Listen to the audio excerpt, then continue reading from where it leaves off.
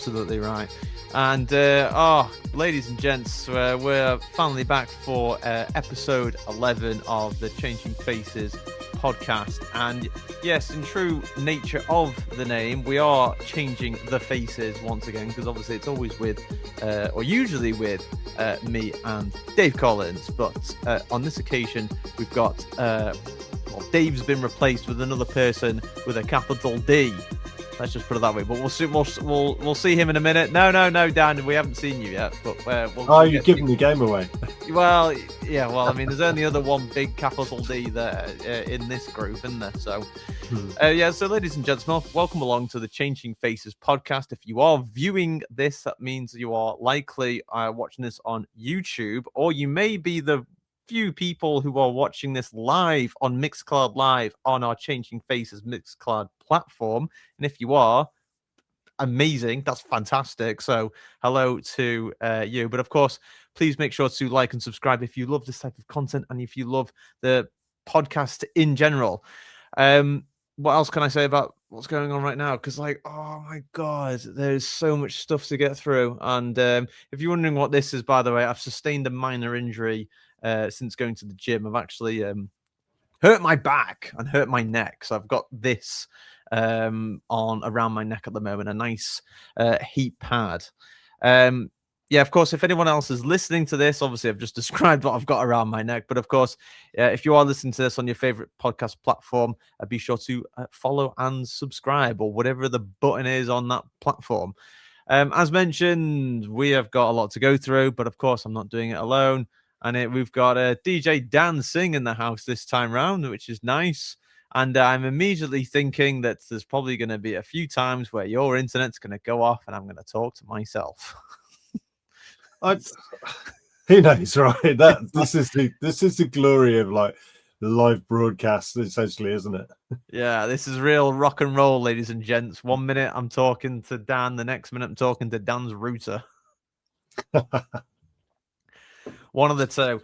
Mr. Daniel, of course, and actually, before I start, one of the funniest things I noted before, actually, is that whilst Dan was trying to demonstrate to me what he has in his house, which is a spongy tube thing that you're supposed to roll on your back for relieving of back pain, he decided to show me a few Star Wars toys and was mucking about with them just before we went live, or before we started recording. But this is actually really interesting, because these were like a damaged TIE fighter and an X-Wing, but this is actually in the theme, partially, of something we're going to see later on, would you believe?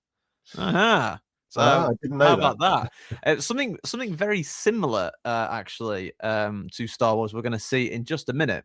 But of course, if anyone's wondering, what on earth are they going to go on about this time round? Are you really ready for it? Because we've seen some crazy stuff in the past. But Mr. Daniel, obviously, I have purposely not shown you the episode document just because I want fresh reactions and comments and opinions and so on. One of the things we're about to see in a minute, you have already seen, because we watched it off camera, so to speak, a few months ago. I actually forgot about it, but I wanted to recover it again. But later on in the show, we're going to see things such as dubstep plus Counter-Strike. You betcha. Then we've got a really unreal performance by Deathpixie, which we're going to see shortly. Then we're going to see some the positives of raves, and just one of those little rare moments, beauty moments, where someone's really enjoying something. And then we're going to go back into some more dubstep footage here, plus Star Wars. You betcha, should I say. And then as a bonus, we are then going to see the preparations and the lengths that Kerry Chandler goes into to do his sound check. It was a real fascinating watch. So we're going to get into that a little bit later on. Then we're going to be covering the news, and we're going to be going to New York City for some more update news regarding that good old place, Brooklyn Mirage. Jesus, that doesn't stop. Then we've got some other crazy news regarding the Epstein files release, would you believe? What has that got to do with dance music? I'm afraid there is, but we'll get into that a little bit later. But we're going to finish things off with a bit of light-hearted stuff, because we're going to be doing the Ibiza 2026 recap announcements of residencies and parties. And of course, I ain't got no one better to discuss this than with our DJ Dan Singh. And I'll tell you why in just a minute, because the other thing we're going to talk about right at the end is just something to do as a discussion topic around coffee clubbing, soft clubbing. Soft clubbing, coffee clubbing. It's latest craze, and we're just going to quickly discuss that towards the end as well. But why is DJ Dan Singh the person to speak about when it comes to Ibiza 2026 and so on? Dan, let's hear it. Where have you been for the good past of... How long were you there for? I was there for the last 2 weeks, right? Flipping heck. Do you hear that, folks? He was there in Ibiza on the White Isle for the past 2 weeks. DJ Dan Singh. How was it? Well, as you can imagine, before the season starts, it was pretty closed. That's all. That's what you would expect.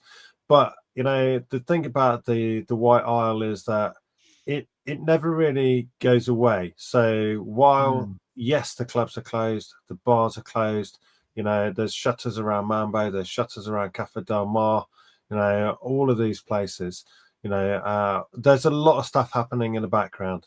And the reason why there's the shutters around it is because these places are getting renovations, they're getting makeovers, they're getting the prep to make it that unique experience that we all know and expect every year when we go there. This is where basically most of your guys' money goes. When we drop money on tickets, when we spend money on drinks and things like that, most of that goes back into making these places even better for the next year.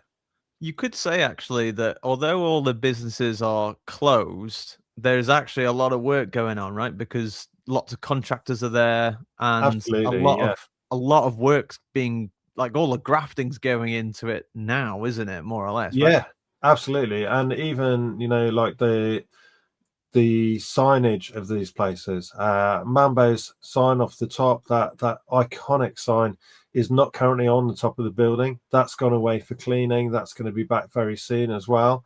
The Cafe Del Mar has got a brand new sign outside. It's currently wrapped up in black plastic to keep it nice for when the season starts.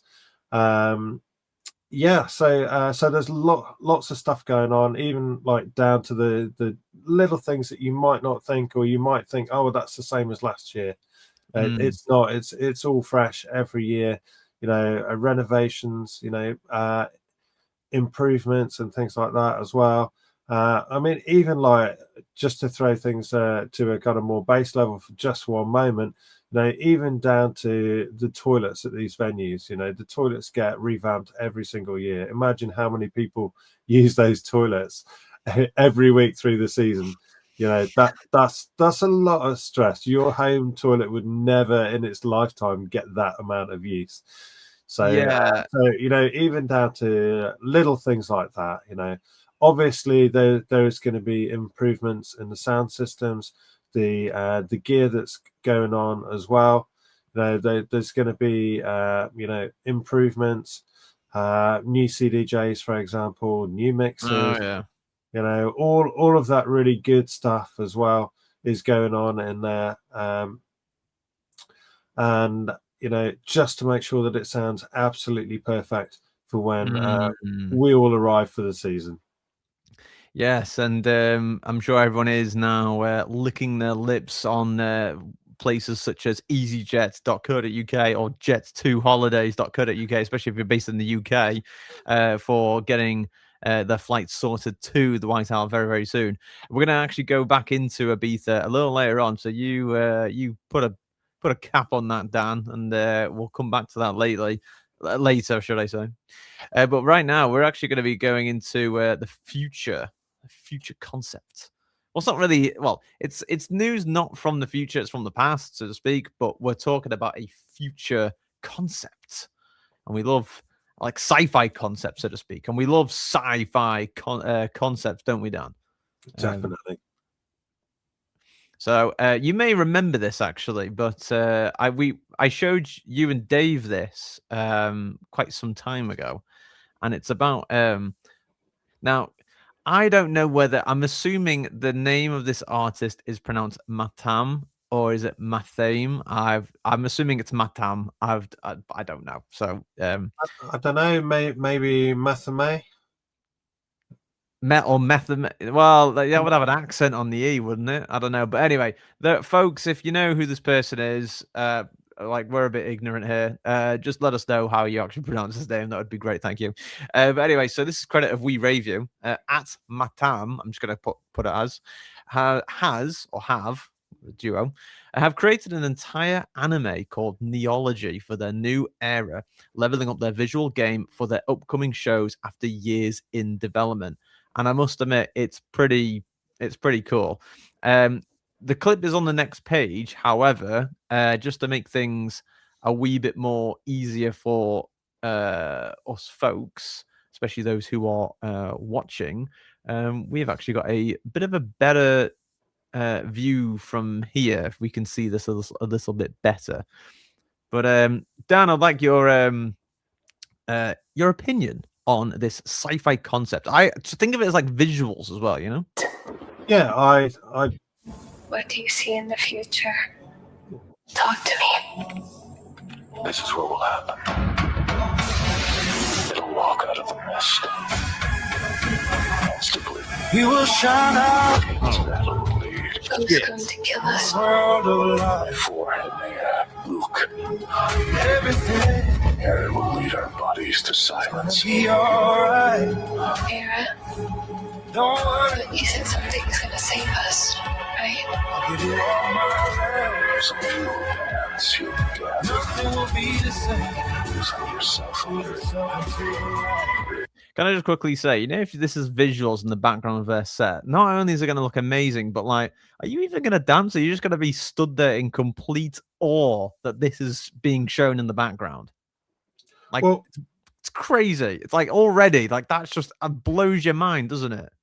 yeah, I mean, but you know, we have been getting really fabulous visuals in the background for many years. You know, I remember going to see Chemical Brothers maybe 10, 15 years ago at Brixton Academy, and the visuals were absolutely jaw-dropping just there.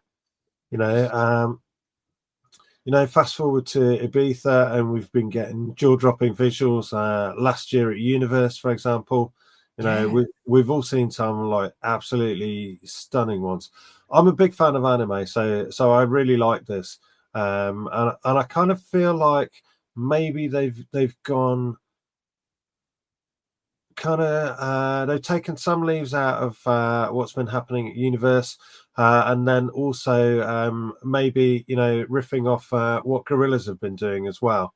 You know, with their kind of anime style characters on the screens. You know, when they've done their live performances as well. So, you know, maybe, you know, also let's not forget that there was an entire Daft Punk movie as well in the anime style as well, wasn't there? So yeah, I think there's definitely some nods to that. Let's just quickly carry on because it's not all of the clip. Let's carry on. It is the child of your hand. Yourself into the light. You will build it. You will bring it forth. Neil will be its name. This is what will happen. Wow. This is the story. I think is that the end of it? Oh no. Please. Okay, that was the end of it. The thing that screams out to me in terms of an influence is I would definitely say Daft Punk's definitely one, but I would also say like it's got a very Metal Gear Solid Gundam Wing sort of absolutely genre. Do you know what I mean? Like there's definitely nods to that. Would you not say so? Yeah, absolutely, 100% on that one. You know, there's 100 other, you know, things that I could reference on that. You know, Full Metal Alchemist, things like that as well. Yeah, there's a bit of that in there. You know, Appleseed and things like that as well. There's all of these things kind of going on in that, and even going back to one of my favorite kind of shows from I guess it was late 70s. I'm showing my age now clearly, but there used to be a fabulous Japanese cartoon. We called them cartoons back then. Anime hadn't really got its name by then, but it was called Battle of the Planets, and it was very much this style of animation, and it was absolutely fabulous show. If you haven't seen that Battle of the Planets, they had a spaceship that turned in. It literally caught on fire and turned into this fiery phoenix, and then there's a whole team of like young kids who all had special powers, and they had special vehicles and things like that as well. So it was kind of, a little bit like if you imagine anime meets Thunderbirds or something like that. It's got that kind of but that's the style that this is kind of evoking for me as well. So absolutely, and it says a bit furthermore here in this caption, courtesy of Matame_and Neo, and there's got to be like 2 or 3 bloody underscores there. OFC saying here, quote, born from the world of Neo. Neology is Matam's saga written and crafted over the past years by us and our team. Neology tells the story of Neo coming to life as a visual show across festivals and selected locations. Neo is the event, Neology is its story. As artisans of this natural age, we sculpt stories, worlds, sounds, lights, and thoughts into a shared dream. Artificial intelligence is both revolution and return, empowering us to dream, to create, to feel. Here's a small taste of what you'll see. And as you'll see here, a lot of people are really like loving this. A lot of people chiming in here, saying it's all going to be absolutely delightful. And I would definitely agree. I would definitely agree on that. And speaking of visuals, we're going to go from some crazy anime to what happens if you add. Hang on, is it this one? Yes, I think it's this one. What happens when you add Counter-Strike visuals? But basically makes you look like as if you're playing a video game. But DJ Dan Singh, what's your opinions on this? Oh, so this is like a first-person shooter, isn't it? Kind of, yeah.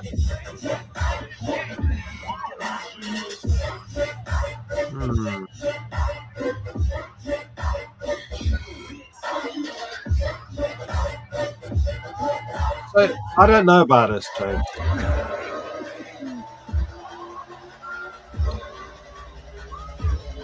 I'll tell you why in a second. I'll tell you why. It does make you think. Is he just playing games up there? Yeah, I also don't know about this. As DJs, one of the things that we do is we read the room and we interact with the audience. We respond to the audience. I don't know. I wonder how much influence the crowd is having on whoever this is playing this kind of first-person shooter.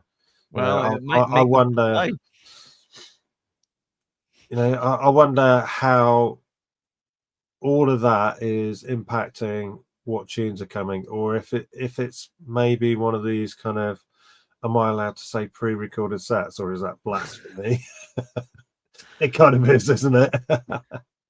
I mean, well, hopefully we could just say that the gaming clips are just the pre-recorded things and nothing else. But this was the artist was called Calcium, but this comes courtesy of @GGSartsy on X, aka Twitter. One of the other things we need to cover. Hopefully, this is not like the future. That's all I'm gonna say. But Deathpixie was unreal. I've had this down as the caption, and well, let's play the clip. I'm not gonna say much else, but I'm just gonna play you a few clips, and then I'm just gonna tell you the bombshell about this.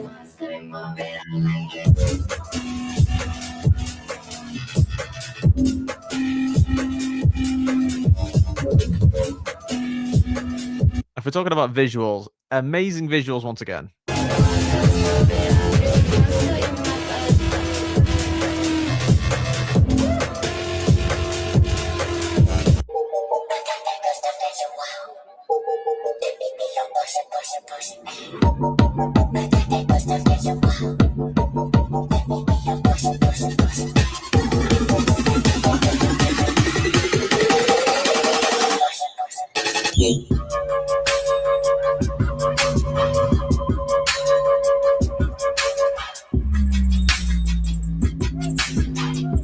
There's a lot of whoop going on here, but let's get this one little bit as well. Body count up, turn it to 11. Raise your weapon. Deathpixie so hot, hit him with the bang, rot.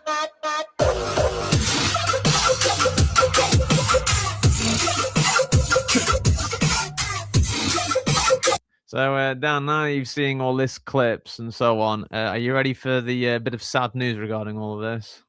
Hang on. Can we just watch that again? Is there any way to scroll through that? Because I'm pretty sure I just saw Dead Mouse in there. Yeah, so this is part of one of Dead Mouse's shows. This was one of the artists playing for Dead Mouse. Ah, okay, that makes sense now. That does make sense. Yeah. Yeah. So, this artist is called Deathpixie. And the reason why I'm saying it was very unreal is because, unfortunately, Dan, it's AI. I thought it was AI. Oh, you thought it was? Yeah, I thought Who it gave was. it away? Yeah, it just, I don't know, it kind of felt a bit too. There's something about it. It's difficult to put my finger on, but it just felt a bit kind of preordained. Preordained. Well, this comes courtesy of at Demo Drops on Instagram, who says, "quote So this literally just happened at Red Rocks. Obviously, this was quite some time ago. Late, I think it was early this year, or it might have been late last year. But anyway, imagine the crowd buzzing as the first ever virtual DJ, Deathpixie, took the stage right between two insane Dead Mouse sets. People didn't just get a show; they witnessed history." Born in Unreal Engine and brought to life by a full creative team, Deathpixie's live performance mixed gothic visuals and electronic drops, turning the iconic Red Rocks into a digital dreamscape. Not AI, this was powered by real people, tons of creativity, and a team that pushed tech to its limits. Signed to Mousetrap and followed by over 100,000 fans, this virtual artist wasn't just a visual, she interacted and delivered real-time energy that felt surreal. This marks the first time a virtual performer has broken into the live EDM scenes at such an iconic venue, sparking debates about technology, art, and the future of performance. Red Rocks has seen legends, but never anything quite like this. End quote.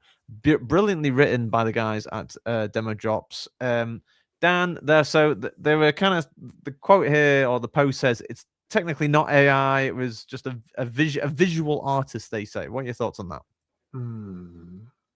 Well, it was revealed last week. One of the big universities in the US, their head professor there, he actually said that they did some tests, and I can't think what the test is called now. It's eluding me, but basically there was a well-recognized test, and the AI couldn't do the test because it actually can only use foregone patterns and rhythms. If it can find something that it recognizes, it will then go to that. It can't actually create anything unique, so for example, when you and I are on the decks, our brains are saying, oh yeah, what can I do that would really make it, and we're almost kind of feeling it more than thinking it. Whereas this is just saying, what has somebody else done before that people thought was good, and it's then using that as the architecture for whatever it decides to do. So it's not actually thinking, and I think that's the point. It's not actually live. It's just basically algorithms saying, okay, this is the pattern that we're following, so therefore that will be the conclusion. More like an elaborate presentation, if you like, but yeah, visual artist, I can go along with that. It probably, it technically isn't literally AI, but we are talking about an artist that doesn't exist. It's fake. It wasn't fake. It's just not real. You know what I mean? Yeah. So maybe we need to look at who the people behind it are. Because a lot of artists have had pseudonyms. Daft Punk obviously is a pseudonym for Guy Manuel in it. etc. Right? So they've hidden behind the masks. Marshmallow.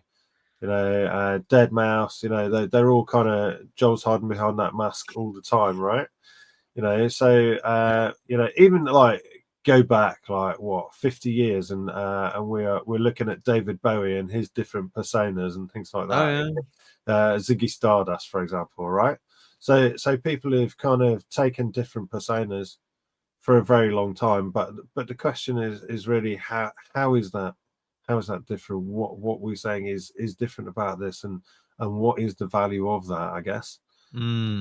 Yeah, and I'd definitely go with that as well, especially because obviously an artist is an asset and an artist has value. But if the artist isn't real, is there still an asset? But I'll let you think away with that. But one thing that was on my mind was thinking about, imagine this gentleman was in the crowd, but Dan, I want to get your just fresh reactions to this really lovingly charming situation unfolding. And then afterwards, I want you to just basically explain to non-viewers what's going on.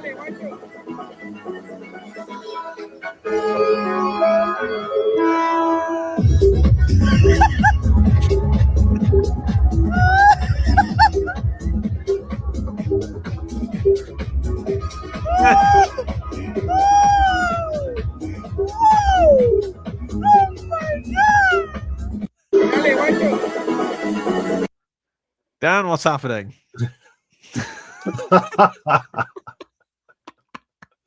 I need to take a second to compose myself, because this is like okay. So we've got some kind of outdoor festival thing going on, right?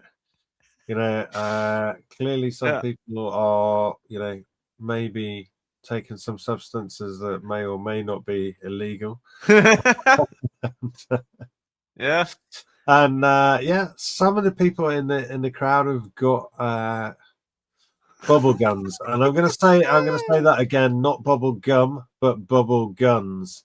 And there's a guy in the audience who is like totally like tripping on these bubbles. It's like, honestly, you should see this guy's eyes and the smile on his face. And he's pumping his fist in the air, and he's like totally getting into these bubbles, basically. It's almost like, when you're trying to like please a baby and like they get really happy and like they're in absolute awe. It's like that, but from a grown man. I just love it. It's just amazing. It's like he's never seen bubbles before. I know, yeah. I mean, if we were able to zoom in on this, probably you'd see the guys are like the stars of flying saucers or something. Mind you, judging by the reaction to the bubbles, anyway. I must. It's got to make you think. What is he seeing? Do you know what I mean? Like, what on earth is he seeing that makes him look like that? Like, oh god! But like, as soon as I saw this, I was like, do you know what? This is one of those rare moments where, like, not even rare, but this is one of those really lovely moments when you're at a party, and it doesn't matter what people have taken. Just people are just loving the moment. This is a beautiful, beautiful moment. If without sounding like a hippie, but it really is. It's a really beautiful coming together, all in the face of bubbles. You're right. It's absolutely not the clip that I thought you were going to show me. I saw this clip earlier today where there's a guy at a festival, and he's this girl comes up to him and she starts kissing him and stuff like that, and the guy's completely forgotten that his girlfriend is sitting on his shoulders at the same time. Oh dear! Oh dear! And I thought it was going to be that clip, but yours know that completely like wiped the ground with that other one. Mine's much more innocent. But I wanted to quickly show you that before we get to the ad break. But we aren't doing any ad break until we see this fantastic. I don't know why it's all visuals today, but like another fantastic visual. Dan, I know you're gonna go hard on for this as soon as you see it, but and I think you'll instantly recognize this. But it's absolutely fantastic. Courtesy of at All Time EDM. This is Zed's Dead, and some Star Wars visuals. What do we think of this?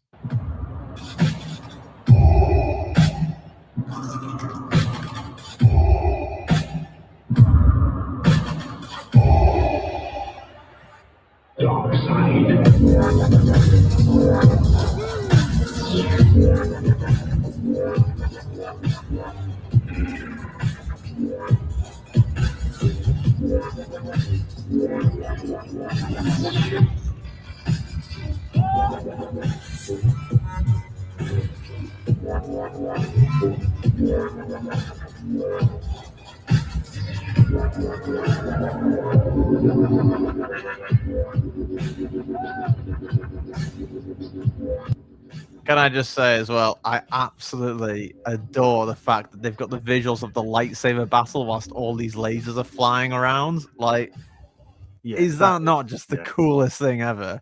Yeah, that is absolutely wicked, actually. Like, is it like I thought it's just absolute genius. And like even like as you can see on either side of the screens, you can see like stars flying by and stuff like that. Like, dude. Especially like this bit as well. Imagine that guy who was freaking out with the bubbles is in here.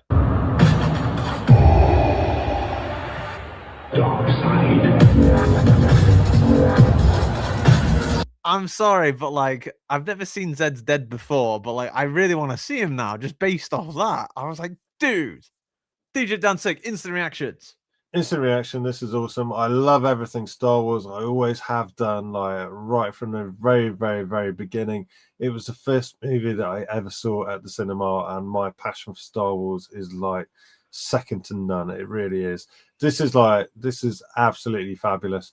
And honestly, that is a lot of lasers. Like literally, the Death Star has got nothing on that amount of lasers. Seriously. Yeah. Yeah, I was very, very impressed with this. I was also a big fan of the all the Darth Vader breathing as well. Oh, Yeah. I think if I'm putting this out of 10, I'm gonna have to put this at 10 because it's absolutely fabulous. But well recorded. I'm not sure. Well, very, very happy just to see that on my feed, essentially. Because that was some fabulous recording content from Zed's Dead. Right before we get to the, or should we do the ad break? Actually, do you know what? Let me quickly do the ad break now, and then we'll get into the Kerry Chandler thing. Before you do that, before we What? get to the ad break, just give me a second. Do you know where Zed's Dead name comes from? Yes. Yes, Go on. I had a Go feeling on. you were gonna. I had a feeling Go on. someone was gonna test me on this. So correct me if I'm wrong. Zed's Dead is from the line out of that Tarantino film. Is it? It's not Kill Bill. It's Pulp Fiction. No. Yes, it is. No, yes, it's it not. is. No, Yes, it it's is. not. No, Dan. Yeah, yes, it is. I'm telling you now, it is. Tarantino was right, but it's a disowned one. I'm sure it's a disowned one called Killing Zoe. No. It's I'm telling you now, it's Pulp Fiction because it's the clip where correct me, like guys jumping in the comments here, but no, I'm sure it's the bit where Bruce Willis gets the chopper and the chopper is Zed's and he drives up and gets his girlfriend and she goes, Whose chopper is this? And he goes, It's Zed's. And she's like, Well, where's Zed? He's like, Zed's dead, baby. Zed's dead. And then they ride away. Zed's Dead, baby is the line, but I'm sure it's from Killing Zoe. No, it's not. I'm sure of it, and weirdly, Kylie Minogue is in Killing Zoe as well as a little kind of trippy like Tinkerbell character. It's very strange, but yeah. Yeah, like literally, they're all getting like off their faces, and she kind of comes out of the absinthe bottle as this kind of little Tinkerbell character. It's very strange, but yeah, Killing Zoe is a great movie. If you guys haven't seen it, it was a Tarantino movie, but he kind of he wasn't particularly happy. Ended up disowning it, but it's got a lot of the characteristics that we all love about Tarantino. And interestingly, Tarantino said he makes two kinds of movies. He makes the kind of movies that are like the movies that his characters in some of his other movies would go and see. Okay, that's one way of putting it. So, for example, Kill Bill is the kind of chop socky thing that the characters from his other movies would go and see at the cinema. That's an interesting. So it's that kind of, and that's what he did when he did the movies with Robert Rodriguez, the Grindhouse movies and things like that as well. So that's something I didn't know. But I tell you what, that was a hell of an advertisement to go see some of Tarantino's films, which, cutting you out here for a second, is actually very similar to our ad reel, apart from it just doesn't involve any killing or anything like that. Because all I'll say is, post James Chang, get that music on. Changing Faces Mixcloud Select is the top spot for your CF premium content, and it is the #1 place where you can help support the team. Mixcloud.com/Changing Faces, all as one word, is the place to go. With a select subscription, you get playback controls enabled, early access to our shows, and some exclusives thrown in there for good measure. And on top of all of that, it supports us here at Changing Faces.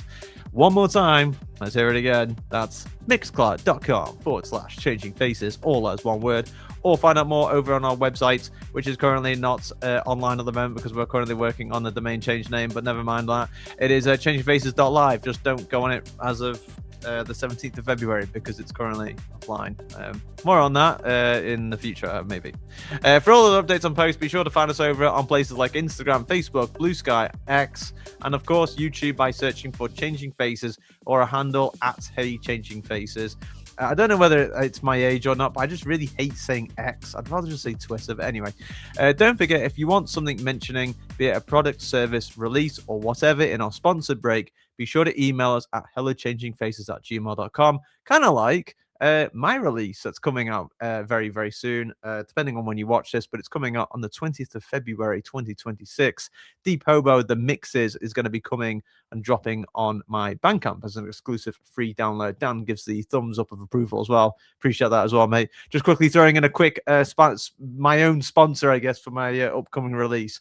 Dan, I've also sent you a promo link to that as well, by the way, to your DJ email. Where have you gone? There you go. You're back there again. I'm here. And then, of course, again, just one extra plug, YouTube, for those watching, like and subscribe. That's all I'll just quickly say. I know how you feel about X, James. Like literally, when it was called Twitter, you knew you were doing tweets and stuff like that. I don't know. Like I feel like I'm cheating on my girlfriend because I'm now doing X's and stuff, right? Yeah. Like, what is it supposed to be? Like, it was quite clear before we were on Twitter, we were doing tweets. Yeah. Now we're on X and we're doing X's. I don't know. Twitter just rolls off the tongue easier than X. X. Yeah, no, never mind X. But we are actually going to, ironically, go to X now because we need to see what happens when Kerry Chandler does some sound checking. Now, I'm not gonna lie, this is in an English slang term, this is pretty anal in the sense of like I've never seen someone go so over the top with a sound check before, but it is fascinating. It is genuinely fascinating, and it'll be interesting for those listening. I'm sure this is going to be interesting as well because he's literally playing like sine wave files at certain hertz to get. Oh, sorry, I've spoiled this already, but anyway. Let's just, for those listening, you listen. For those watching, watch this now. And Dan, I'll get your opinion on this at the end. This is a filter sweep. Here, the sweep test. I usually use this in most rooms. I do phase checks, filter sweeps, everything to figure out what's going on in the room. Now, what happens is, like I said, I calibrated this with my Earthworks microphone, so you can actually do all sorts of calibration. This is one of the tools I use. So now what happens is, I can do it back here in the booth, and I can do it on the floor.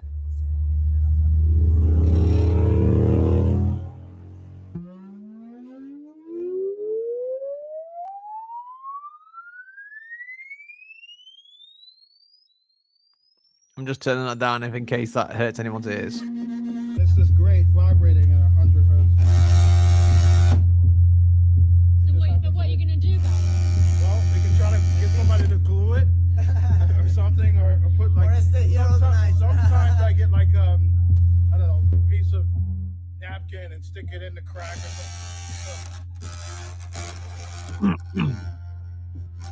So like back there, and I was gone. Rodeo listeners, Kerry Chandler was trying he was literally in the club doing a sound check, and he was finding areas where there could potentially be a disruption of his music, so to speak, that would hinder it a little bit. Dan, have you ever seen anything like that before? I haven't seen anything like that in a club. I'll be absolutely honest with you. I have an inkling that was the kind of lengths that, well, it was Pioneer Pro Audio at the time went to when they did the renovations of the sound system in Room 2 at Fabric in London. They went to extreme lengths for that. I haven't seen a DJ do that. Earthworks, I think James and I both know Earthworks because we're both a fan of Adam Audio studio monitors, and the Adam Audio studio monitors use the Earthworks microphones in order to tune the studio monitor so you get a completely flat response on that. So I kind of get where he's coming from. We all want it to sound absolutely spot on, and if he's getting vibrations like that, that's totally the right way to go.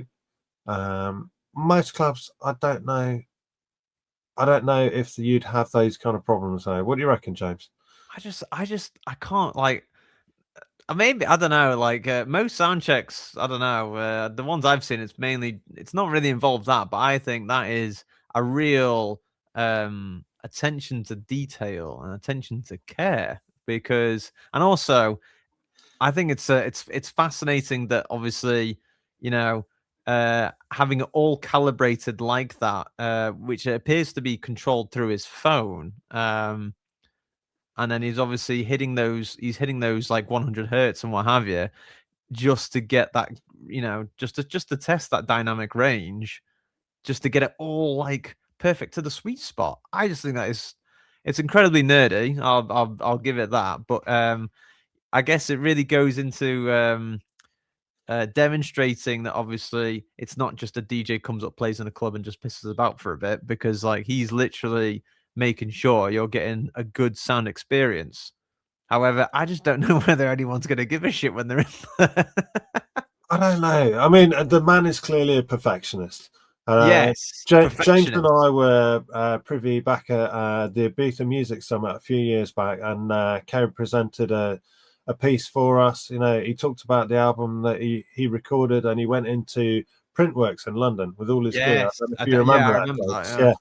And the detail that he went to, with setting up all his gear in Printworks in London, just so he could get like the right vibe and the right tones from the sound in there was that's the level of perfectionism that has made Kerry Chandler the legend that he is, I think. So it's definitely working for him. Yeah, good to him, I would say.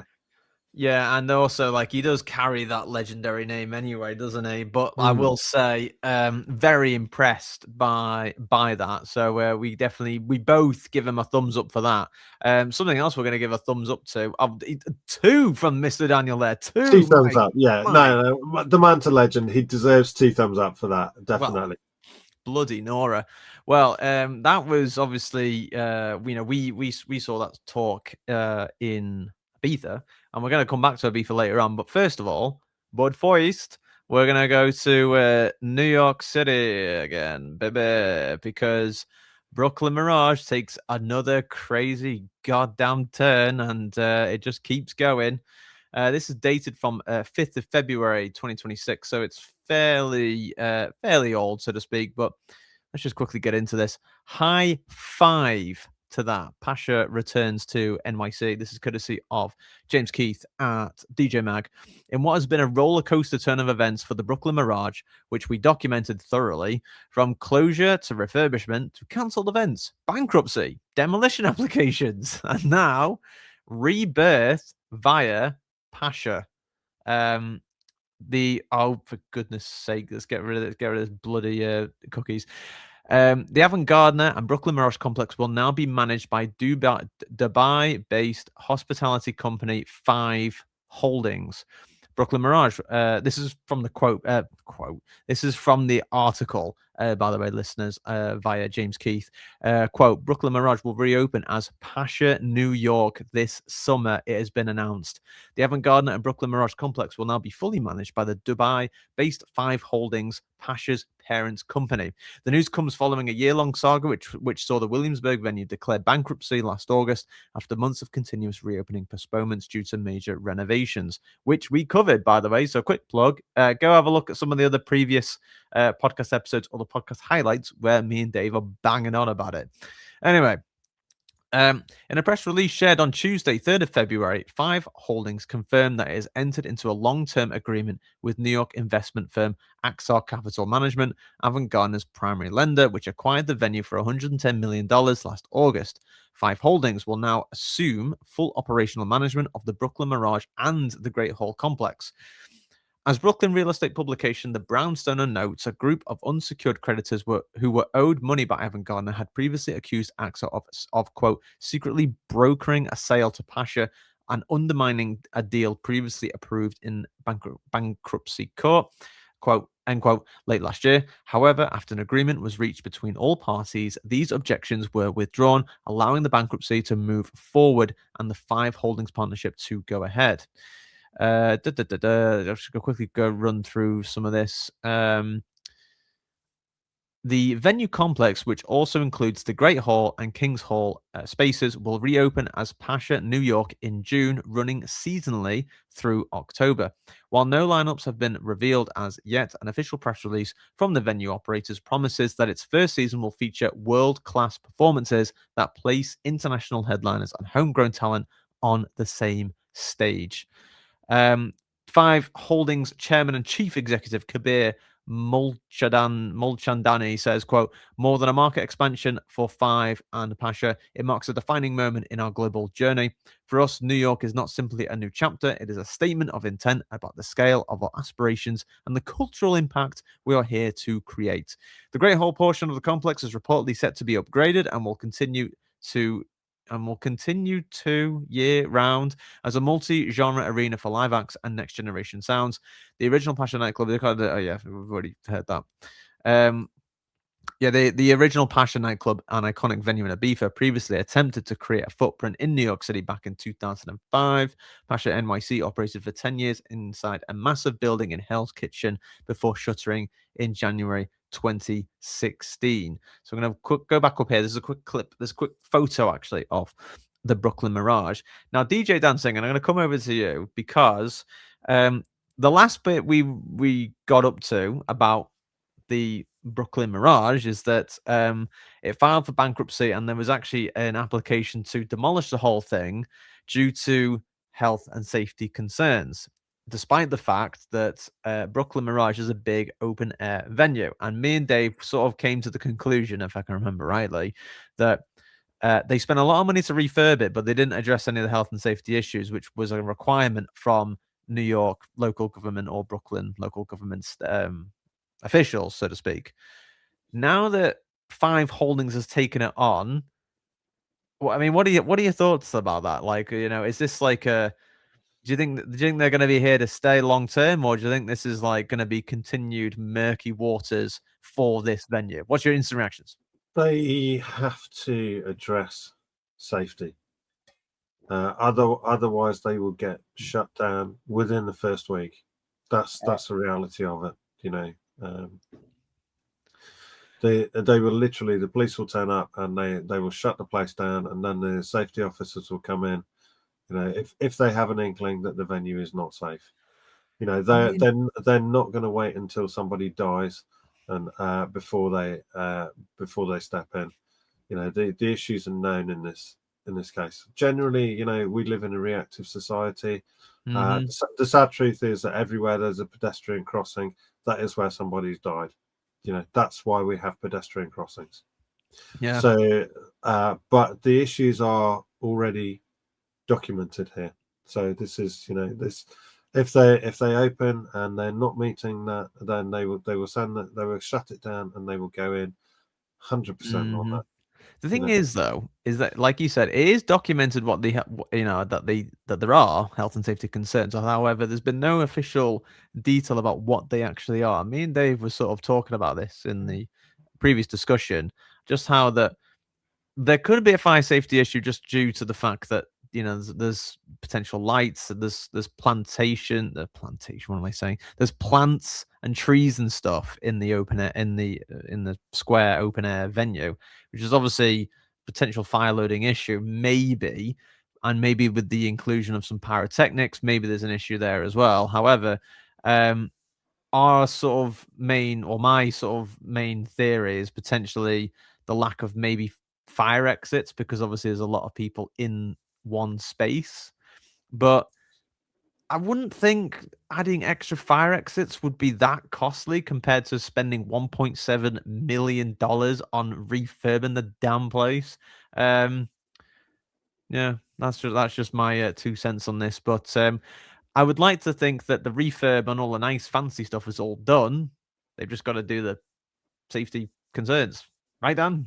Yeah, I mean, literally, all of these things have to be done. I mean, it's insane. Whenever you do something, you have to make sure that there is a fire strategy in place, and that is adequate, and that will be tested, in order to make sure you can get the people out in a safe time. Mm-hmm. That's buildings. That's buildings legislation, and actually, although it's not been documented on social media, it will be a point of record that these things will be with the local area authority. Yes, in New York, they have to. All of these things have to be put in. Yeah, and it's actually a very rare piece of good news that that was so close to closing down, and we were literally talking about it like, oh, it's gonna get demolished, and it's a bit like, oh, it's a bit of a shame, but it's just been saved by Pasha's 5 Holdings, which is rather incredible. So a rare good piece of good news, I will say. Unfortunately, we're about to dip into some bad news. Sorry, Dan. Bad news. No. I'm afraid so. We're gonna briefly cover a little topic based on the Epstein files, which I'm sure everyone knows what they are anyway. But I'll just quickly go through this. So, Wasserman Group founder linked to Epstein in latest Epstein files release. This is credit of Michael Lawson of Resident Advisor. It's rare to say that there's some parties that you shouldn't go to, but this is definitely the one you shouldn't have gone to. Wasserman Group founder Casey Wasserman was shown in a later string of email exchanges between him and Giz. Is it Ghislaine or Ghislaine? Ghislaine. Huh? Ghislaine. Oh, Ghislaine. And Ghislaine Maxwell, reportedly containing flirtatious remarks. All right. So the article continues here, quote, the founder of the Wasserman Group, the global sports marketing and talent management company that has long been a fixture in the electronic music world, has issued a public apology after his name surfaced in newly released Jeffrey Epstein-related files. The documents made public last week as part of an ongoing disclosures tied to Epstein's network include email exchanges from 2003 between Casey Wasserman and Ghislaine Maxwell, the convicted Epstein associate now serving a 20-year prison sentence for sex trafficking minors. The correspondence reportedly contained flirtatious remarks and was sent years before Maxwell's crimes became public.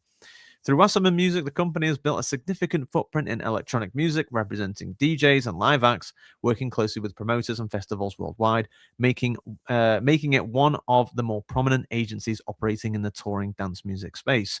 The firm strengthened its grip on the scene with the acquisition of UK agency Paradigm in 2022. In a statement, Wasserman said he deeply regrets the exchanges and stressed they occurred, quotes, long before her horrific crimes came to light, adding that he had no personal or professional relationship with Epstein. He also acknowledged taking a single humanitarian trip on Epstein's plane in 2002 as part of a Clinton Foundation delegation. The revelations have drawn political scrutiny in Wasserman's hometown of LA, where some officials have called for him to step down from his role as chair of the LA 2028 Olympic and Paralympic Games Organizing Committee. Wasserman has said he intends to continue in his duties while expressing regrets over the past correspondence. Yeah, it's a murky one, this, isn't it? You know, yeah, there are a lot of people that have been implicated, and even people that you wouldn't have expected their names to come up in this. I read that Carl Cox's name came up in the Epstein files as well. What? It was in passing. Apparently, it related to a party that they'd gone to where Carl Cox was DJing. But yeah, he was mentioned. He wasn't implicated in any way. Just let's just get that point clear. Carl Cox was not implicated, but was mentioned in the Epstein files. So yeah, don't fumble over that now. I don't want to get a lawsuit delivered to me via Carl Cox and his team. Jesus Christ. No, but this is this is like, again, it's touching it. Oh, it's the wrong choice of words there, but it's reaching everyone. It's reaching it's reaching everyone in this news, because obviously you just don't know who was on the list and you don't know who was there and doing whatever. But unfortunately, yes, this is one of the latest news stories. I think, if I'm not mistaken, he has stepped down now from the Wasserman group, but still, just reading this story just sort of makes me go, I don't know. The whole thing's just messed up, isn't it? Really, let's just put it out there. It's horrible. It's basically touched kind of all areas, and it's horrible that it's now starting to touch our beloved dance music as well. Touching all areas, Dan. Come on. No. That's like, talk about your choice of words. Flipping heck. Yeah. So yeah, it's penetrating all areas. No, that's it. Oh no. I'm just gonna be quiet. Just mute me, James. Just mute me. Yellow cards. That's a yellow card offense without VAR review. Flipping heck. God, I feel sorry for anyone listening to that. Jesus Christ. Anyway, let's quickly skip on now, because we're going to go away from LA and the Wasserman Group and all that nonsense. We're going to go to Ibiza now, or go back to Ibiza, to the sanctuary of the White Isle, because, of course, DJ Dan Singh has recently come back from his 2 weeks, and he observed a lot of preparation going on the island. And yes, there is a lot going on, because what we're going to do right now is we're going to go into some of the announcements for the 2026 season. And oh boy, it's hotting up. That's one thing's for sure. Yeah, Dan, I'm actually going to grab some of my drink as well. Cheers. Yeah, cheers. So this quick post comes courtesy of Tech House Haven on Instagram, and this is titled "All the Ibiza 2026 Residencies Announced." I can't remember if I wrote something about this as well. So let me quickly read this. So Ibiza 2026 recap: who's playing where? As the preparations continue on the White Isle in the build-up to the 2026 season, we here at Changing Faces will give you the latest down low on who is playing where and why you should care if you do at all. Because I did think, actually, we do talk about Ibiza a lot, but the other day I was thinking, how many people actually even give a shit about Ibiza? I don't know. But anyway, if you care about it enough, as we do, keep listening and keep watching. I'm assuming you do. Okay. That's all I'm going to say. And then, yeah, so this the post from Tech House Haven says here, quote, the clubs in Ibiza have started to announce their summer residencies, and there's some big ones in here. Who else are we hoping has a residency this year? Question mark. So let's just quickly run through some of these main ones here for those who can see this as well. Dan, can you see any of this, like, from where you are, or do you want me to hang on? Let me give you the link. I'm a long way away. Yeah, you are a long way away. Hang on, let me. Not quite as far as Ibiza, but wait. Hang on, have you got your phone on you? Yeah, it's on mute. But yeah. Yeah, Go on. so grab your phone and then Yeah. where are you? Hang on a second. Let Are me you grab are you gonna WhatsApp me? now well I was gonna send it to you on Instagram. Hang on, because you Okay, are yeah, that's cool. We can do that. Ah, the beauty of technology. indeed. So what I'm gonna do is so you open that link and I would like you to just go through some of these details for everyone, just so you can announce who's playing where and I was going to say when, but it's actually from when to when, so to speak. Does that make Yeah. sense? Okay, hang on 1 second, because it's playing music at me. I Yeah, don't know how turn we're that gonna turn that music off, mate. Whilst we all wait in anticipation. I mean, obviously, for those viewing this, we could probably grasp who the first person is. Yeah, Cold Cut Sundays at Universe. Right. So that's the first one. So Dan, tell us what's going on. Yeah, we've got John Summit, Experts Only, Mondays at Universe. From when until when? From the 1st of June until July 27th. Mm-hmm. That's going to be a popular one as well, John Summit. Mm-hmm. El Rey, Saturdays at Universe. That is going to be absolutely huge, El Rey. Absolutely. June the 6th and all the way through until October 3rd. So that's basically until the closing weekend. Flipping heck. Yeah. Okay. Claptone presents Masquerade. That's one of my favorites, you know, guys. Claptone's been out there a long, long time now, and every year the Masquerade parties are always really, really good. Yeah. Yeah, I mean, if I don't know, maybe you guys have seen the Masquerade masks I've seen that. Yeah. on the have you seen them when your luggage comes round? When you Yeah. arrive at the airport in Ibiza and you wait for your luggage to come round, and they've got all their Masquerade masks for Clapton in the baggage hall. That's right. Yeah, that's pretty cool. We do like that. So that's from May 16th all the way through to October 10th. God, that's long, that, isn't it? That is a long residency. That's got to be one of the longest ones, surely. Yeah, and that's Saturday, so you know maybe he's going to be flitting around the world doing what he does best. Where is that again? Sorry, that is at Chinois, Club nice. Chinois. Yeah. Next one. Defected Thursdays at Club Chinois. So they're at Club Chinois. That's by the another way, folks. one. Just a quick one. I haven't actually properly looked at this, so this is going to be a bit of a surprise for me as well. But that's interesting. Defected are going to be at Club Chinois. Yeah, exactly. Now they've moved from Pasha because they were at I was Pasha. going to say most people would have said Pasha was the kind of home of Defected. So so this is obviously a big thing. You know, under Simon Dunmore, Defected was always at Pasha. You know, so maybe now Wes Clark's running it. You know, maybe he's decided that you know, I don't know what the relationship is, but you know, maybe he thinks better venue or something like that, or you know, or a better day or something like that. I mean, the thing about Pasha is that you know there is only one Friday night and one Saturday night at Pasha. You know, not everybody can have it. So you know, and maybe Defected have gone, okay, well, Thursdays, you know, we don't want to be competing with whoever's doing Friday and Saturday at Pasha. So we're going to do Chinois on a Thursday. But those are going to be really, really big parties. Defected is probably one of the biggest names in Ibiza and definitely one of the biggest dance labels on the planet right now. So I'll agree with that. So let's hear more of that details then. So Defected on Thursdays at Club Chinois from when to when? So that's from the 7th of May until 8th of October. So right, another long one, right? Absolutely. That's really long. Let's move to the next one.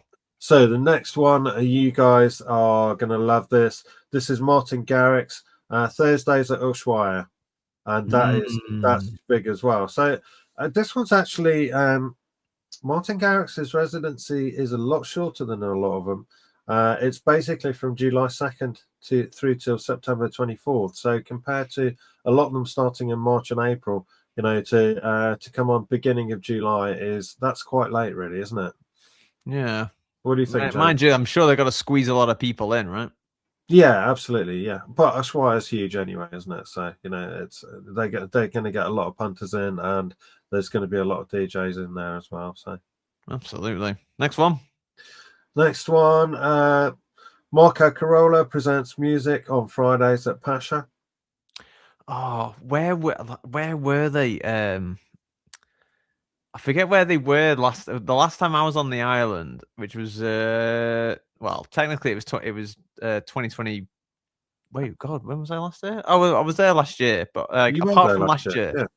apart from last year, where was it? Like when Defected was at Eden, Music On was in another club, but I forget where they were. But I'm not sure if it was Pasha though. But I just remember. Where have Music On been? Where have Music On been lately, apart from Pasha? Now you put me on the spot, and I can't think. My brain's just gone completely. I can't remember where they've been. Well, where they were like previously. Shall I cheat? I genuinely, because it was a new. Was it Higher Ibiza or something like that? Well, high's very closely related, isn't it? Yeah. I can't remember where they were, but that's an interesting coup for Pasha, isn't it? That they've got Marco Crawlers presents Music On Fridays. Yeah. Where have we gone? Let's see what we can find out. Defected last year were at Pasha on Fridays as well, right? Yeah, they were. Yeah. So basically, they've replaced Defected with Marco Corolla's Music On. A switch of powers, so to speak. Switch of Marco Carolla's Music On returns to Pasha for the 2026 season, solidifying its reputation as a premier Friday night underground techno and tech house party. That's what we're saying here. And when's that from? That is from May 15th through till October 9th. Flipping heck. That's another long one, that, isn't it? It is another long one, yeah. Good God. I don't know where he gets stamina from. That's a decent amount of weeks to kind of really build up the vibe, isn't it? So absolutely, yeah. Let's move on to the next one. Yeah, so Francis Mercier presents Solely Mondays at High. Call me ignorant. I actually know nothing about this. It's also one that I'm not familiar with as well, to be honest with you. Obviously, we all know and love High, but I'm not familiar with that. I'm actually wondering if that might be quite a new one. Yeah. You mean, guys, get on the chat and leave us some comments. Let us know if you've heard about this before or if it's new to you guys as well. So this is from, when's this from again? So this is from 1st of June through to October 5th. Oh yeah, this is on Monday. So that to me would interest me just because I don't know much about it. So I'd be keen to go just to see what it's like. You know what I mean? Yeah, definitely. And after a big kind of weekend, I'd be looking for kind of new stuff on Mondays as well. Maybe somebody I hadn't seen before. See what's happening. See what vibes are going on. Absolutely. Let's move on to the next one. What's this next one? Wow, this somebody you definitely know. Jamie Jones, Paradise, residency at Universe. Flipping heck. So, although it doesn't say what day it's on, but no, it doesn't actually say what day it's on, does it? We will try and track that down after this. There was a post that I saw that basically had the entire weekly rundown for Universe. Well, don't worry. We're going to go to the brilliant Ibiza Spotlight website just straight after this. So we'll see. Okay, so Jamie Jones's Paradise residency at Universe, and that's from June 10th through till October 7th. Very nice. Next one. Well, the venue is absolutely timeless. It's arguably where the whole Ibiza scene started. It's Do Not Sleep, Thursdays at Amnesia. You don't get more iconic than Amnesia. It's where Alfredo started playing. It's where the Ibiza 4 first went on that very, fateful vacation. to Ibiza and where the whole Ibiza music scene as we know it now kind of stems from. So Amnesia, definitely still the place to go. Do Not Sleep Thursdays, maybe it doesn't quite have the kudos of Friday night or Saturday night, but Amnesia is always banging. So. And also, I can actually say one of my first times I ever went to Ibiza was to a Do Not Sleep event back when Universe was... Oh my God, I forgot what it's called. Oh my God, what's it called?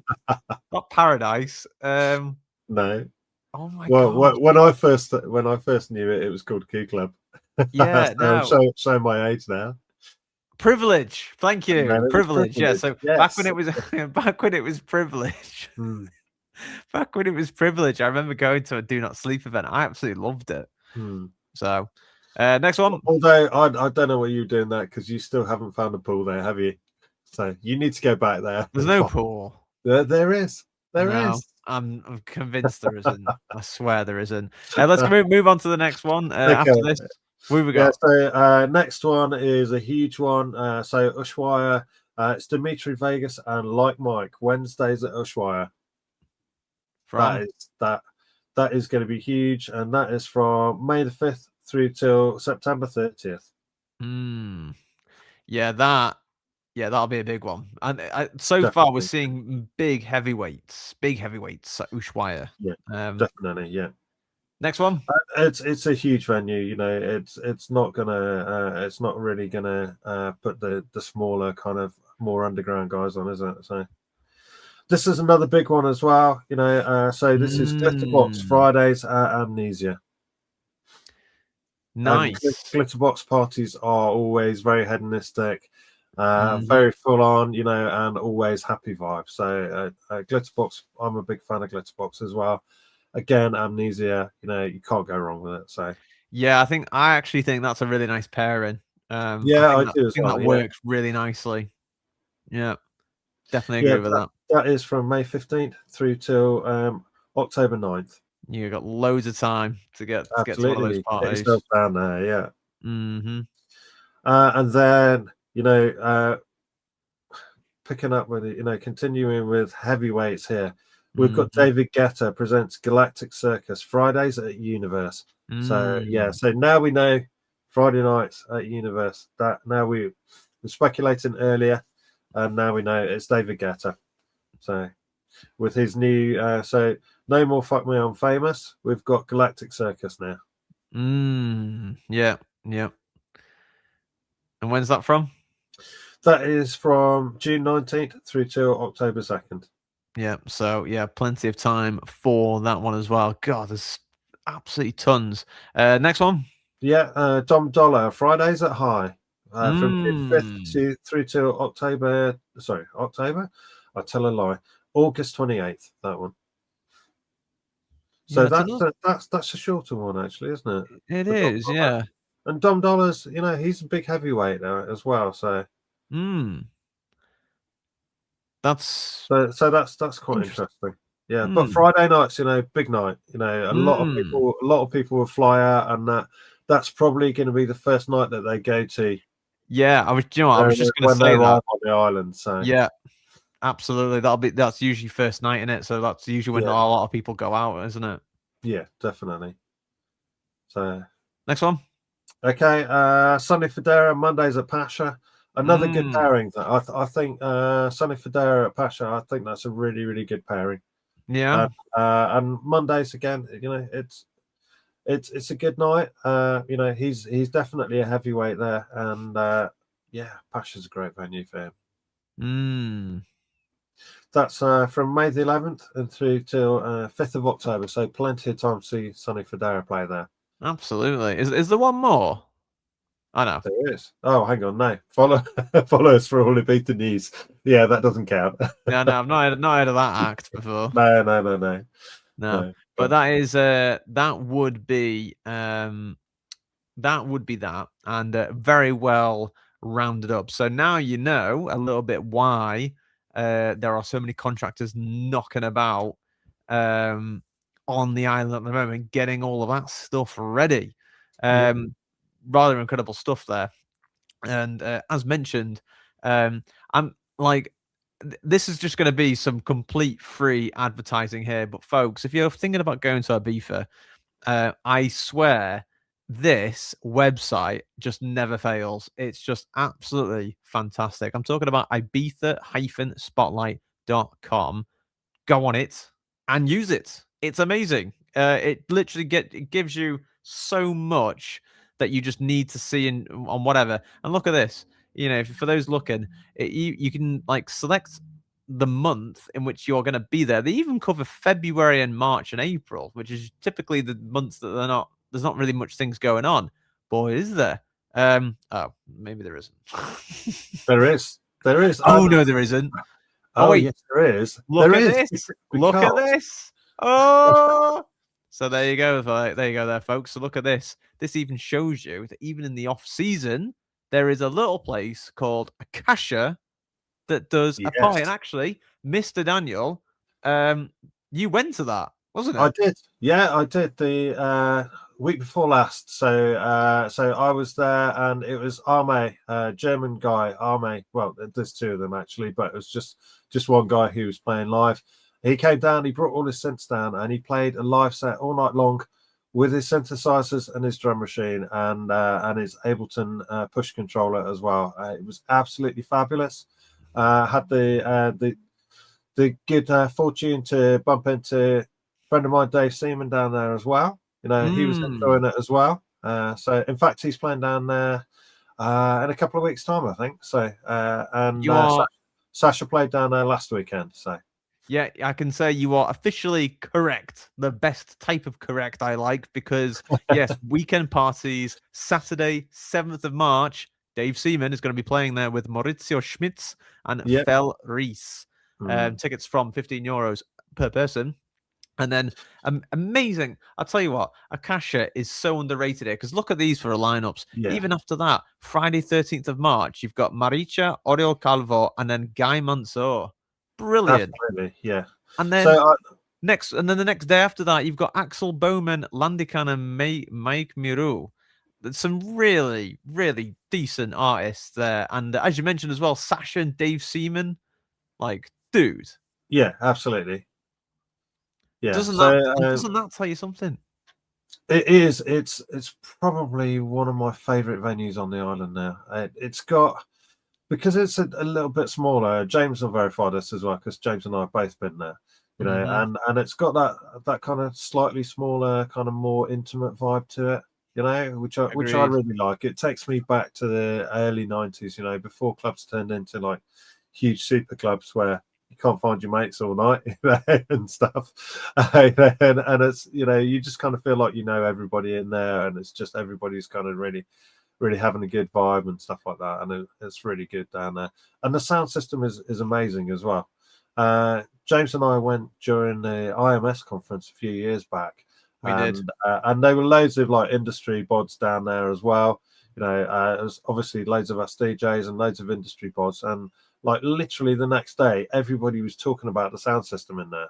It was like literally such a hot topic. You know, oh my God, who's put the sound system in there? You know, and it wasn't, you know, one of the big names that you'd expect. It wasn't Martin Audio or somebody like that. It was Ibiza Sound System that put that in. It's a local company that designed it and put it in there, and it just sounds absolutely beautiful in there. It really does. I think what's really funny about Akasha actually as well, just to add to that, is that when you go, when you approach it, like in the car or something, it does not look like a club. It looks like a roadside restaurant or something, like in the middle of nowhere. Yeah, exactly, because it's got that to it, and it's got the hippie market at Las Dalias as well, kind of attached to it as well. So, yeah. It's brilliant. And just to further add to this as well, like we're really tooting the horn for Akasha here. But of course, if anyone interested in going just before the season starts, look at this here. You know, from the end of March into early April here, you've got Akasha that still stays open in the winter, which is brilliant. And you got Sven Vath presents Trans Easter Special here, who's playing a garden set along with Maurizio Schmitz as a warm-up. But then look, you've got Es Paradis doing their opening party here as well from the Easter weekend, €40 a pop. I think it's usually around this April time, yeah. And then look, Sunday, 26th of April, Universe opening party with the likes of Black Coffee, Camel Fat, Carl Cox, Dear Jade, Miss Monique, Paco Osuna, with tickets starting at €70 a piece. And then you've got Amnesia, Friday, 24th of April, the Pyramid Special IMS 2026. In the Terrazza, we've got Sven Vath, Luciano, Cerise. Ooh, is it Carl or Saul? Caal? I have no idea. Then in the main room, we've got Deborah De Luca, Shlomo, Clara Cove, and Katnada. And then, good gracious, you've got the Pasha flipping it. Look at that. You've got the Pasha Ibiza opening bloody weekend thingy. Look at this. You've got grand opening weekend, part 1, and then Friday, 24th of April, then Saturday, 25th of April, grand opening weekend, part 2, and then for some reason, on Sunday, 26th of April, I'm assuming this is a typo, grand opening weekend, part 4. Where's the 3? Anyway. I don't know where the 3 went, but it seems to have more sequels than Jurassic Park, right? I mean, it kind of does, but Jesus Christ, Pasha, will you calm down? How many opening parties do you need? I mean, and also, I swear this is a huge flex, but get this, right? Friday, Saturday, and Sunday. Friday headliner, Marco Carola. Saturday headliner, Solomon. Sunday headliner, Anuta. Absolutely mental. And even on the Friday 24th, you got Marco Carola headlining. Then you got Gordo back-to-back Vintage Culture with Frank Storm. And then even on the Saturday, you've got Blondish and Angel Linda playing on that Saturday as well. And then you know what? Even if you're thinking, God, that's a lot of parties. No. Ushuaia Ibiza also opening on the Sunday 26th of April. And you got Francis Mercier there with Hugo, Kaz James, Mestiza, Mo Black, and Pausa. Or Porza, should I say? Pauza, not Pauza, Pauza. Then High Ibiza are also doing their opening party with East End Dubs, Indira Paganotto, Joseph Capriati, the Martinez brothers, Rossi, and Skepta doing a DJ set. That actually sounds really cool. Oh, flipping heck. Oh, God, there's more.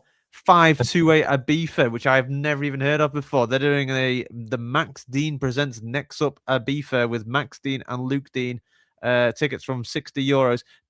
Dan, do you know anything about 528 Ibiza? I have heard of it. I haven't been. I'll be absolutely honest with you. Haven't been yet. But okay. Do you know where it is? Just trying to remember now. 1 second. I can't even look that up for me and let me know whilst I continue.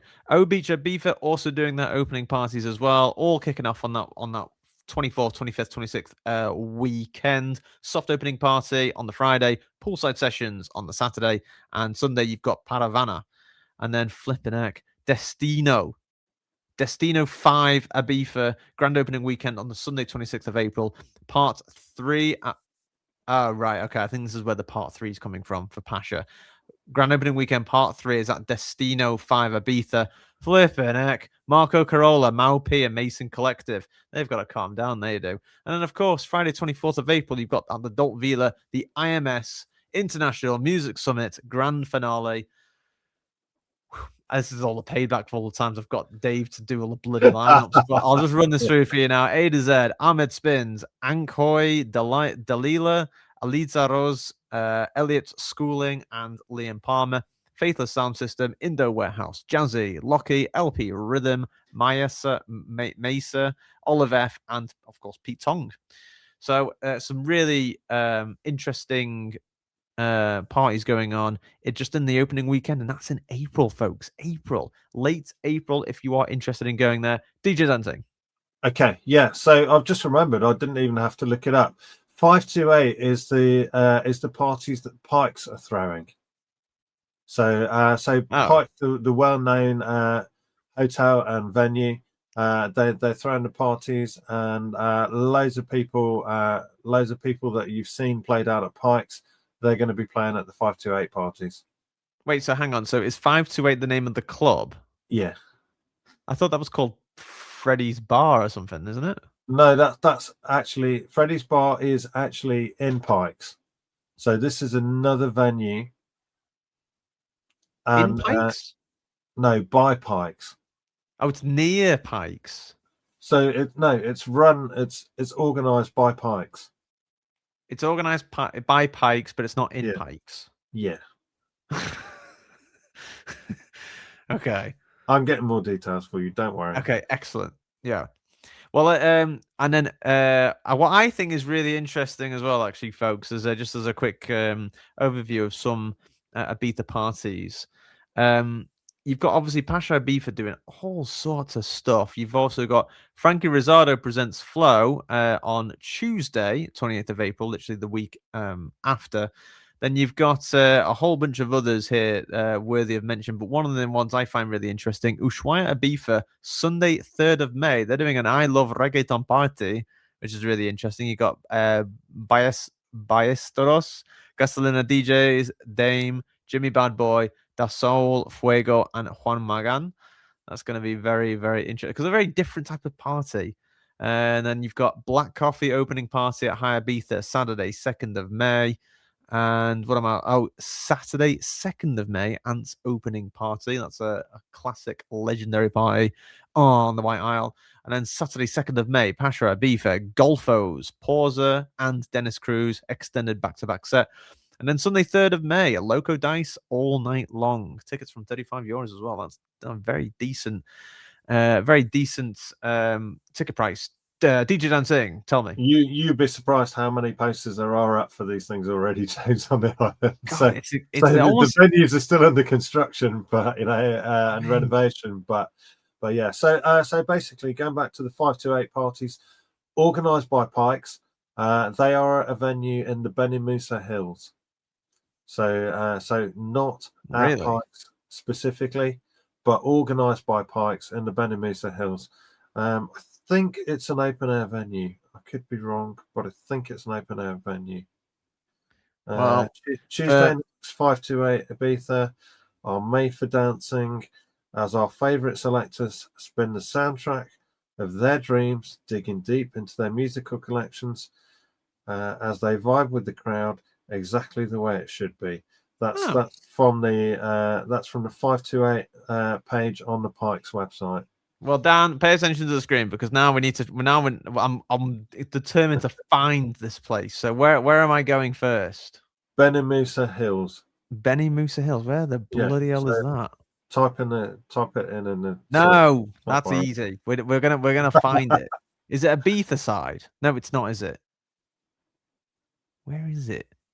Oh, there. Oh, it literally says it right here. Look at this. 528 Ibiza. Yeah. What in the world? What the hell? Since when has this place existed? DJ Dancing. I'm going to tell you. DJ Dancing's looking at his phone because he's also shocked by this. Wow, this place looks amazing. It's really nice. It's like a cool kind of open air venue. Yeah. I've never seen that. Am I being silly here? Like, oh wow. Yeah, very impressed from what I'm seeing here. My goodness. Well, there you go. So that's Hotel Vibra District. Well, there you go. So 528 Ibiza there. Well, hang on a second. So you said it's right by Pikes. No. Where's Pikes? It's run by Pikes. Oh, it's run by Pikes. The 528 parties are organised by Pikes with some of the best Pikes DJs. Well, where is Pikes in relation to where we're looking on the map? Pikes is up by San Antonio, isn't it? So it's just this is San Antonio. Yeah. So when you come up the main road from Amnesia towards San and the Egg, you turn right, and then you go off down there, the little kind of side roads down there, don't you? Well, do you know exactly where it is? Can you see the screen? I can drive you there, James. Oh, for goodness sake! Come on, mate. Surely, is it here? No, no. It's in the it's not in the wilderness. What's the word I'm looking for? It's in the countryside. The countryside, yeah. Oh, is it this road here? Is it Camino Can Guillermo?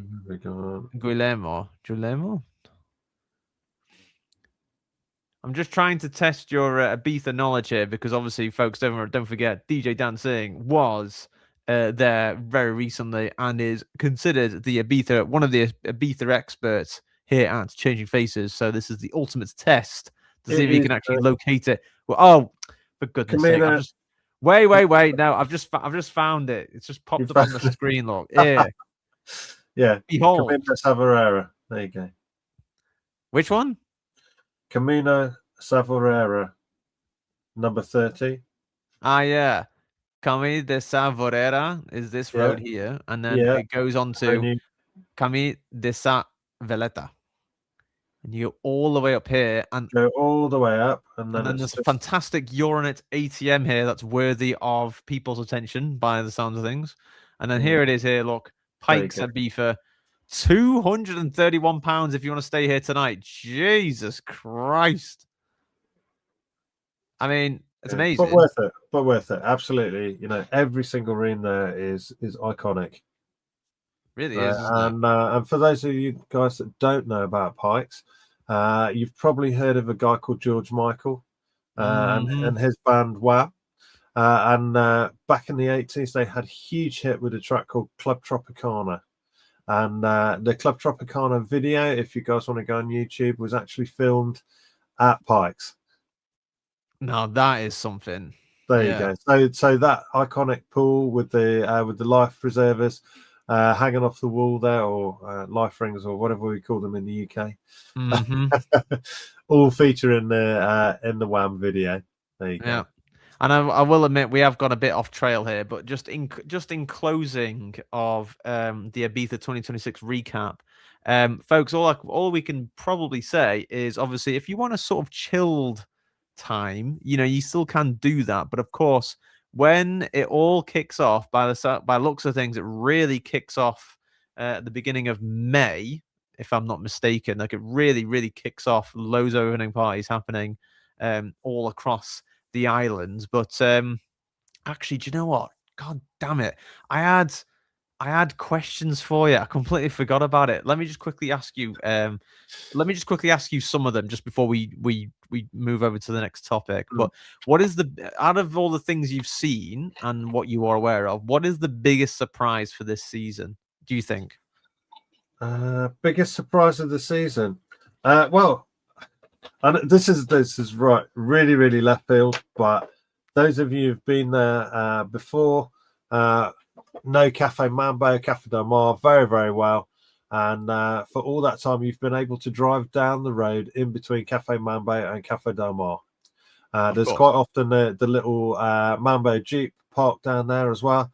That road now is completely pedestrianised, and they've like concreted seating into the street there. So you can almost watch that iconic sunset from the benches that they concreted into the now pedestrianised street in between Mambo and Cafe Del Mar. So hang on, let me try and visualize that for a second. So you're saying there's pedestrianised benches made out of concrete, and are they facing the sea?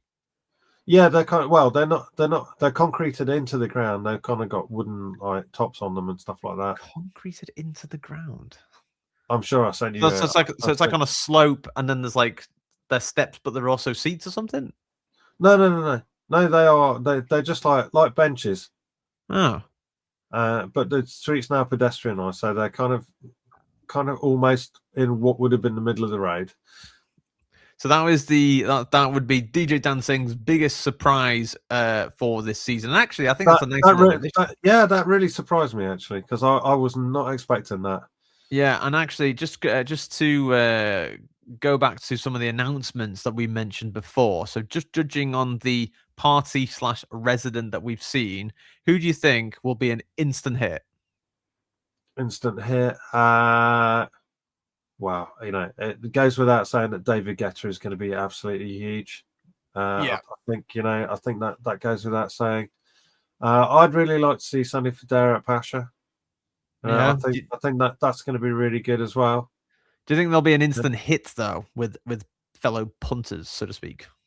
Yeah, he's absolutely top DJ. You know, no, Mm. there's no doubt about that. And his music production is nearly second to none as well. You know, and I feel like he's going to be using that as a really good kind of stage for putting out his new music to the crowds out there and kind of testing it before all the promos get sent out and stuff as well, gauge the reaction and which mixes are working better for him.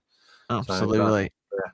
Well, one thing I'd quickly ask you as well is, out of all the places that we've spoken about, even the one we did never, well, I didn't even know anything about 528. But anyway, which place, in your opinion, is the underdog, if there is one? Underdog. Well, out of all those venues, do you think there is an underdog venue that you've seen? No, I don't think there are any underdogs in Ibiza. You know, each one has its own slightly different vibe, and that's actually one of the beautiful things about Ibiza. You know, pretty much wherever you go, you're going to find great music, great DJs. You know, and that's the thing. Yeah, and I'm gonna skip over one of these questions. I'll probably put this to you in maybe another episode or something like that. But aside from the headline parties that we've mentioned, I may already know the answers to this. We've already heard this before, but aside from the headlining parties, which are the more niche spots that people should try? I think we've already spoken a lot about Akasha, but that is, you know, I would say that's one of the more niche spots that people should definitely try. I'm also kind of a little bit kind of don't want to talk about it too much because it's such a cool venue, and we have banged on about it for a good 10. I know, but I kind of want it to keep its kind of nicheness and be kind of for those that know. So if you're watching it and you know, kind of go, but kind of keep it to yourself, you know. So therefore, don't go there. No, go, but no, don't go there. Go, but don't tell all of your mates. Don't go there. It needs to stay niche, so fuck off. Don't go there. Yeah. Well, that's interesting. I was gonna say, because the thing is as well. Yeah, I think I'll also say a lot of these venues they're not really niche spots. Do you know what I mean? Like everyone knows them. They're kind of mainstream now. You know, it's like. Yeah, it's like you couldn't ever describe Amnesia as being niche or or Pasha. You know, so yeah. One thing I will say though is there are quite a lot of like restaurants and resorts that are like they're sort of trying to be like a club. But obviously, as Dave has well explained in previous episodes, they can't. So they open as something else, but you can kind of tell where they're getting at. And I think maybe they might be some, maybe not niche spots, but like alternative spots that people could try to do a party and actually go to have a party. But it may not be what am I trying to say? It's not a club. Do you know what I mean? So, for example, there's some restaurants that you could actually go to do a party because they do parties, but they can't be a club. They're a restaurant, as Dave has explained, or like a hotel, for example. They are actually actively doing parties and whatever, and it looks like a club, but it's actually a hotel. The one that is coming to mind is it called Wookie Tookie or something, or Wookie something? It's in San Antonio. Do you know what I'm on about? It's pink. It's got flamingos and there's question marks over it. What's that place called? I have no idea on that one. No, I'm telling you now, it is a thing. And you know what? Because I don't know what it's called. Hang on, let me just zoom out for a second. Unless it's been renamed, it's probably one that I know, but it's been renamed or something. Yeah, well, wait right there, because folks, we're gonna go together here and find it ourselves. So it's round here. It's here. No, it's round here.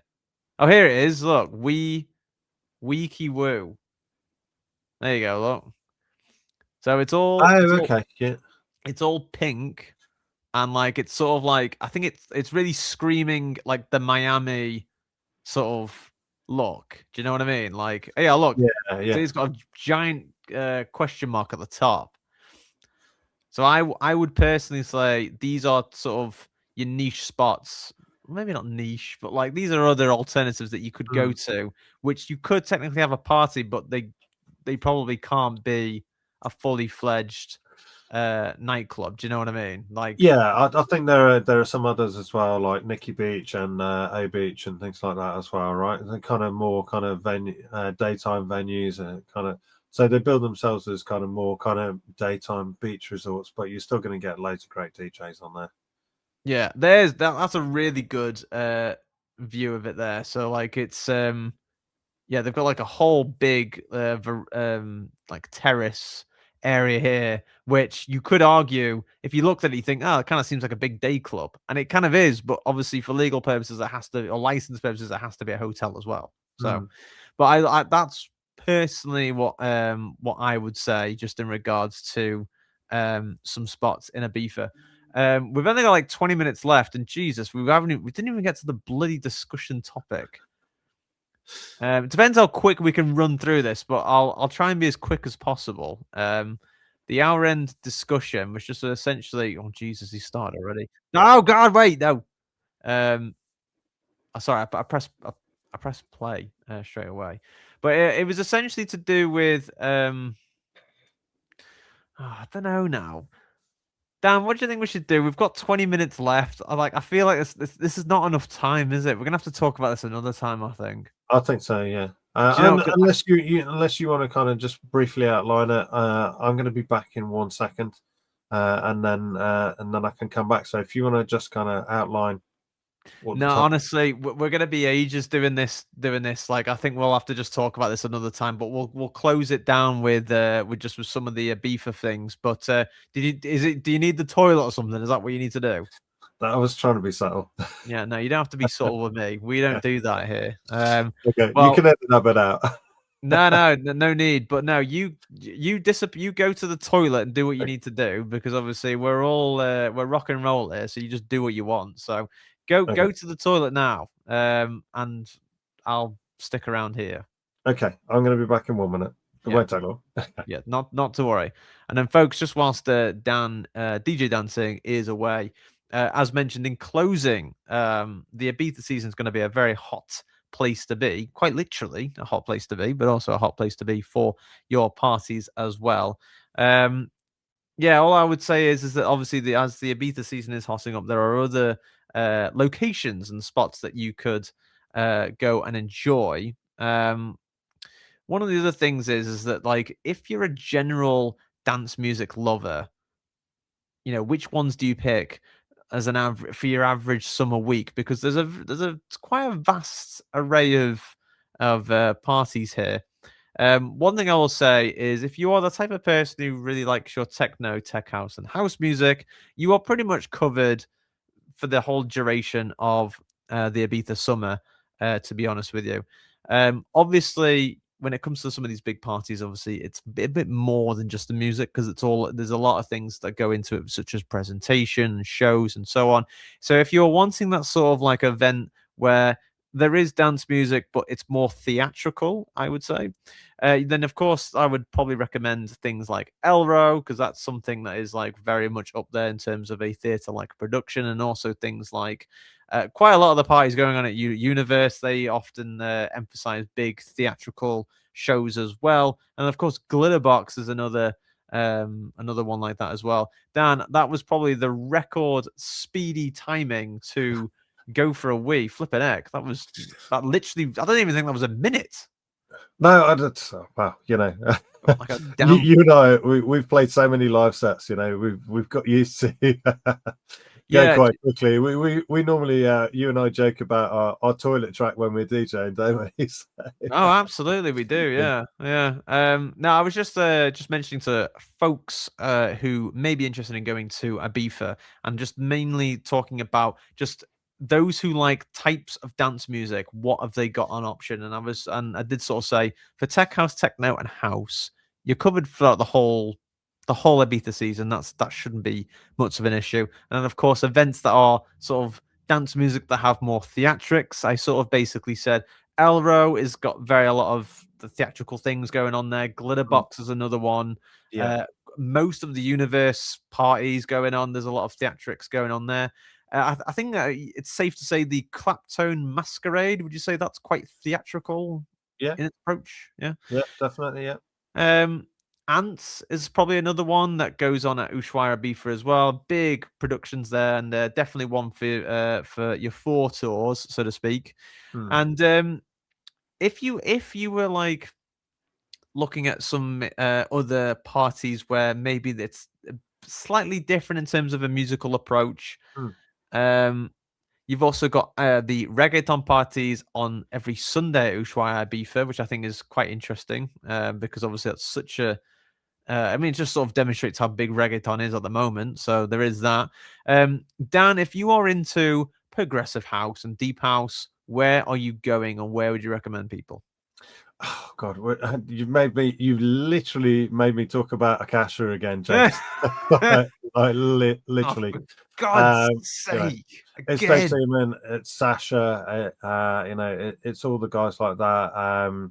Solomon as well, who's also remixed and produced music for Renaissance Records as well. You know, over time. So yeah, but if you wanted something different, James, I'm going to throw one out there and tell you if you want something a bit more eclectic, and obviously Ibiza is known for its kind of eclectic sound.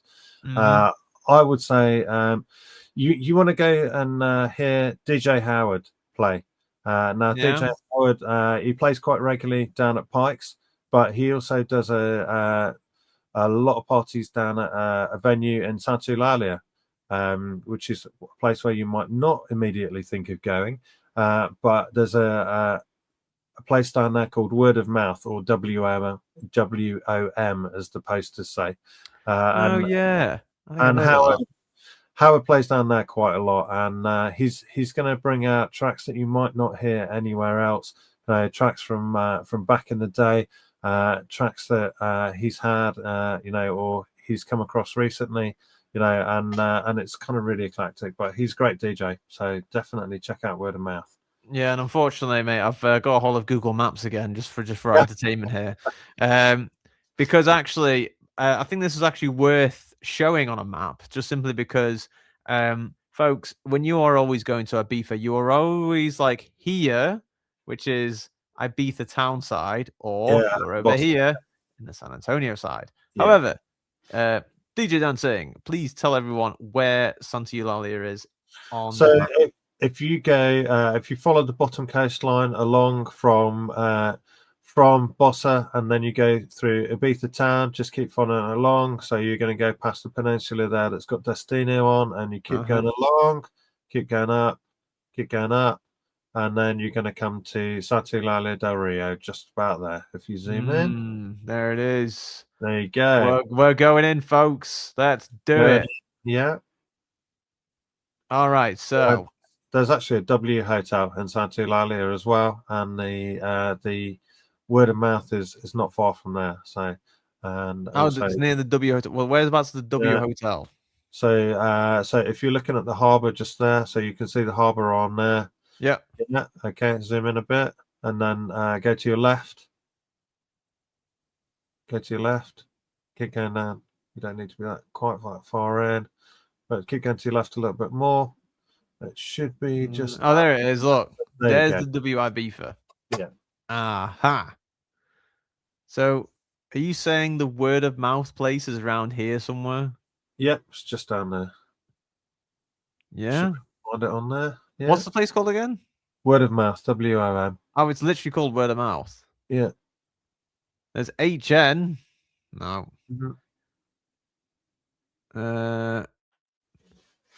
My God, it really is Word of Mouth, isn't it? If it's not mapped, maybe that's the point. Maybe this is just because aha, gotcha. Word of Mouth. There you go. And WOM. And I'm telling you, this is literally what I was saying before, because places that can often do parties aren't always clubs, or they're not always bars. Word of Mouth right here, according to this, is a restaurant. It is indeed, yeah. But it's a really good, funky restaurant. Great vibes down there. As I said, DJ Howard is well known in those parts for playing really, really good sets.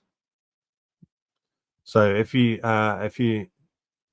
can't get into Pikes or you don't fancy Pikes for some reason, then definitely check him out at Word of Mouth.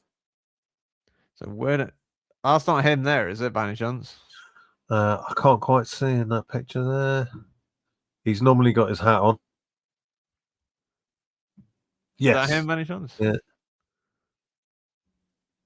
Hang on, no, that's not him. No, you didn't zoom in quite far enough. He normally has like a kind of traditional hat on with like feathery bits in it and stuff. Well, there you have it. So, some not underrated, but like some potential unknown niche spots there as we round up the sort of Ibiza season recap thing. So, obviously, Dan's mentioned probably about 5 times to go to Akasha, but also don't go there because it's a niche place, so he doesn't want people spoiling it. Yeah, that's you lot. You know what I mean?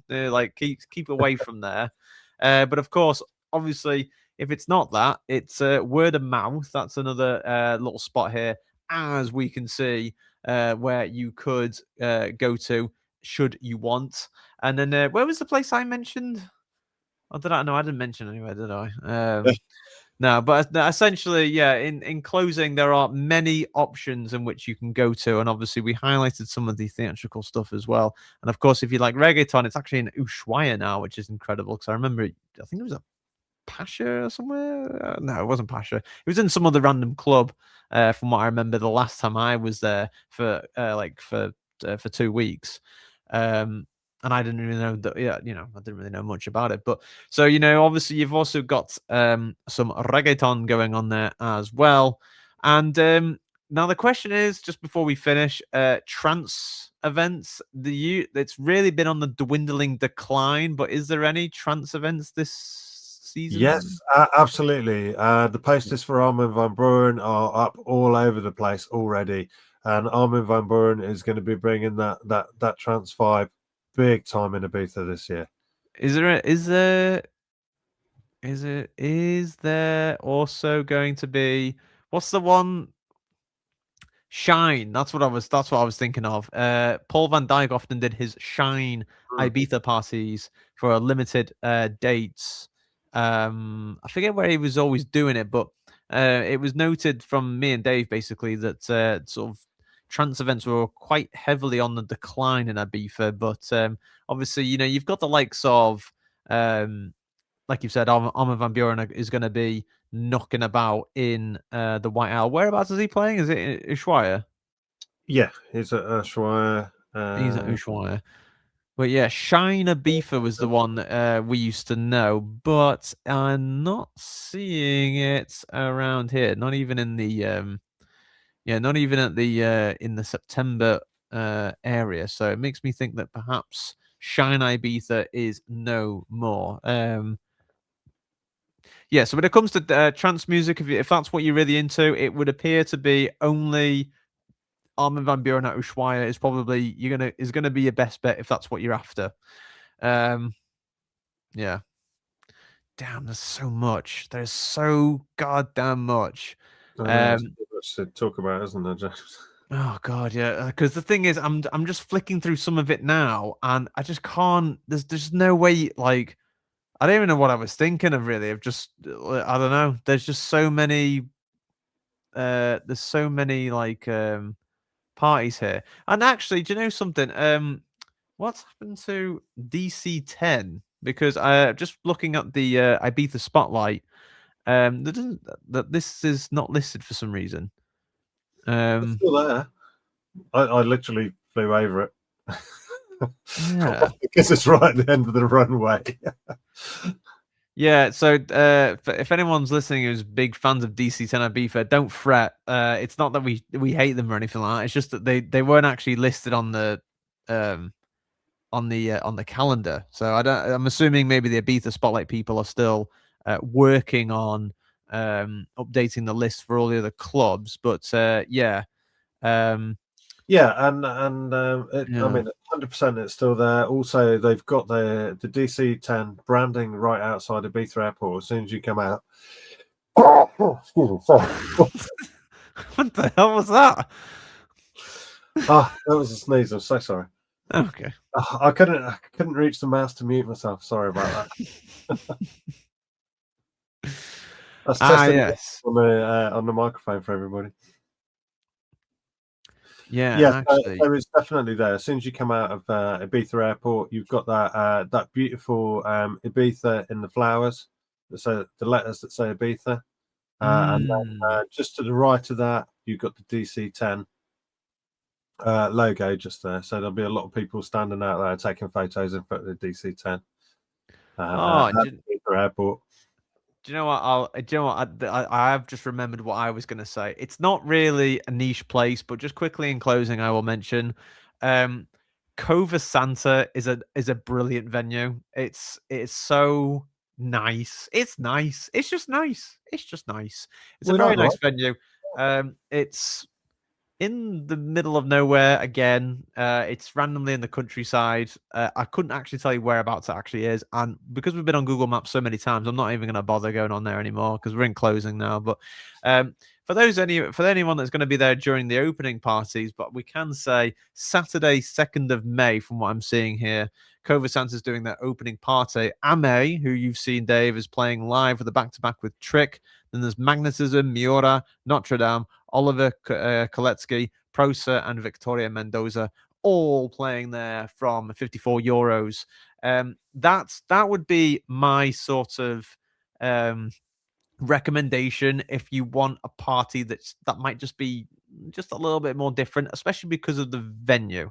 DJ Dan saying, I'm assuming you have been to Cova Santa? I haven't actually. No. Have you not? No, I haven't actually been to Cova Santa. God. One thing I'll just quickly say in closing as well, and this is in relation to a previous episode, but if anyone's wondering about Ibiza Rocks Hotel, yes, that is still open, and yes, that is going to be opening. This is it is going to be opening for this season, and they've got a whole host of parties going on there. Ibiza Rocks pool party, bingo brunch, Ibiza Anthems opening party, and R&B affair opening party, all happening in the early stages of May. I just really, really hope they have sorted their balcony safety issues, because, of course, that was the last time we spoke about them, where people were dying there. I'm not shitting on them. That was literally the news, but I'm assuming they have. So we can only hope that there's no more fatalities there.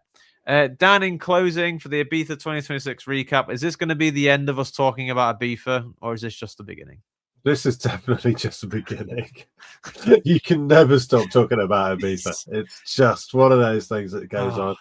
And, people are going to go, oh, yeah, but wasn't it better back in the old days? And then people are going to go, yeah, but then there's, now there's Ushuaia and there's High and there's and then there's people that are going to go, yeah, but, the days when we used to go to space and, yeah.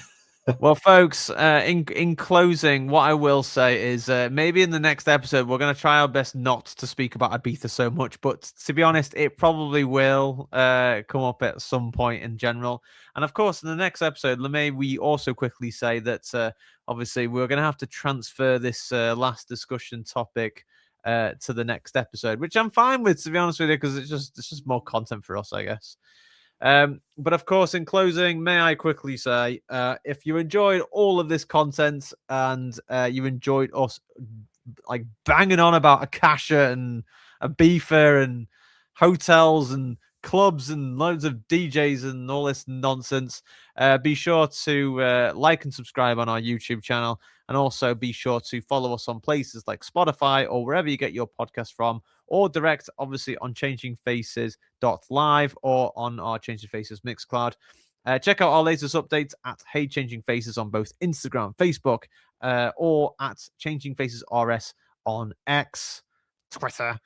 And for everything else, just visit changingfaces.live. And I would probably say this is probably the quickest time we've actually wrapped up the show. But that is only because we've skipped over an entire discussion topic. Dan, I don't know whether you're going to be available for the next episode, but we'll have to try and keep a lid or a limit on how much we talk about Ibiza. Yeah, definitely. Maybe we can talk about Star Wars more in the next episode.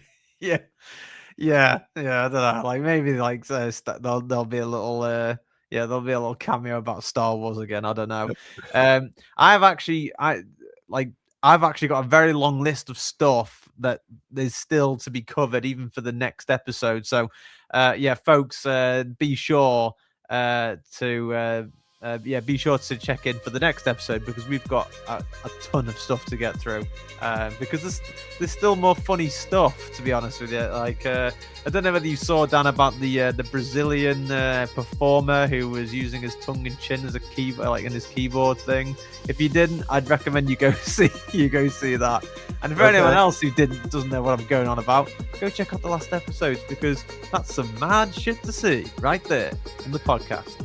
But anyway, thanks very much for coming, everyone. Or thanks very much, everyone, for listening and watching the Changing Faces podcast.